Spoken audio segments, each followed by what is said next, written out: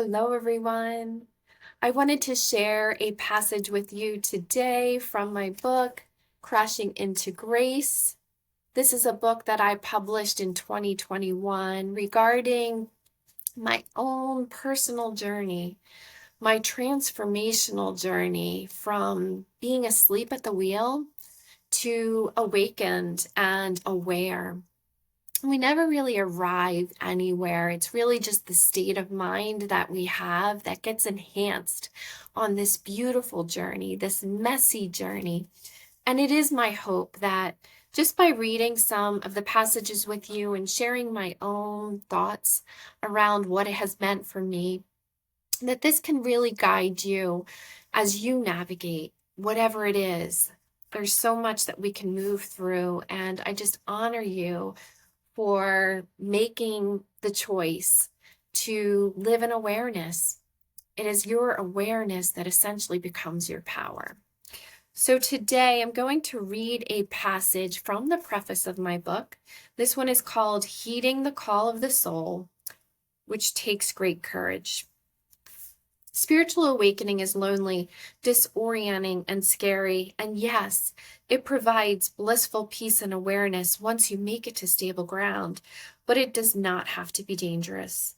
There is no need to squint through the windshield, battered headlights, barely cutting the dark, gripping a steering wheel worn thin and white knuckling, terrified at what might be coming next. And what is worse than this? Soaring blithely along, radio blaring, wind whipping through your hair, thinking the worst is finally behind you, unaware that the most treacherous curve, the one that takes the most lives, lies just ahead. I believe the path of spiritual awakening is still so shrouded in mystery and silence because what happens along the way is regarded as shameful by our culture. We are taught to achieve greatness, not to dismantle, question, and reject the accomplishments we have worked so hard to. We are praised for demonstrating our strengths in the world, not for broadcasting our weaknesses. We are encouraged to declare firm beliefs rather than openly air our doubts. Spiritual awakening, however, involves fully embracing and embodying experiences that do not just annoy or confound our neighbors, friends, family, and colleagues. It terrifies them. When we spend 80 hours a week climbing the corporate ladder, ignoring our children, missing important family events, and working our bodies to illness, no one comes up to us and says, "What is wrong with you?" But when we dismantle our culturally accepted identity, walk away from the titles and money, and descend into the darkness where we can finally hear our still small voice, that process is often met with raised eyebrows, whispers of concern, and tisk-tisking. Poor woman, I say, she had such promise. Now it just seems she's lost her way completely. What they do not realize is that feeling lost is often the first sign that you are about to find yourself. When you feel you've somehow veered off the trodden path, instead of buckling up tighter, gripping the wheel more tensely, gritting your teeth, and swerving back around to try and find the well-traveled road, why not pull out this book instead? It was written to help you understand where you have come from, where you are, and what lies ahead for you. There is a method to this madness. There is meaning in the mess, and I honor you for making the journey.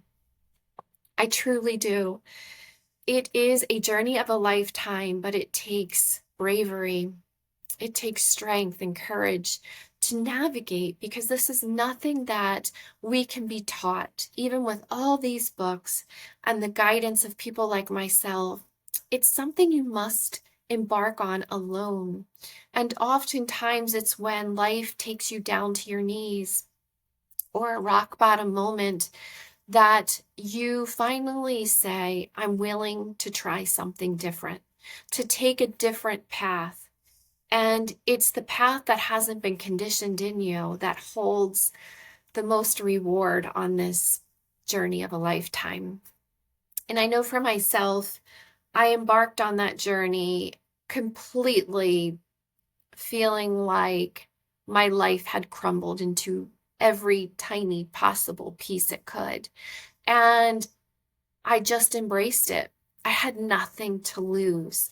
I knew I had to rebuild my life from scratch. And I'm so grateful that something in me longed to do that, because it was rebuilding my life that enabled me to see my own radiance, my own beauty, and eventually to love myself in a way that I never knew was possible. So, wherever this passage meets you today, I hope that you are able to be gentle with yourself and realize that life is really showing up for you. These hard times in our life are the times that allow us to grow the most. And you will have an inner GPS within you that will get activated throughout this journey. It will not be logical much of the time. And it's this inner GPS that is just a strong knowing that the next step needs to be a certain choice that you make. And I invite you to take a moment every day to be quiet so you can activate that inner GPS and listen to whatever that wisdom is that bubbles up, because that is what will guide you best on this journey. So I hope that is helpful. I welcome any thoughts that you have from reading my book or navigating the journey on your own. I know it will help other people as they read about your own insights. And once again, I just honor you so much for taking this journey. Namaste.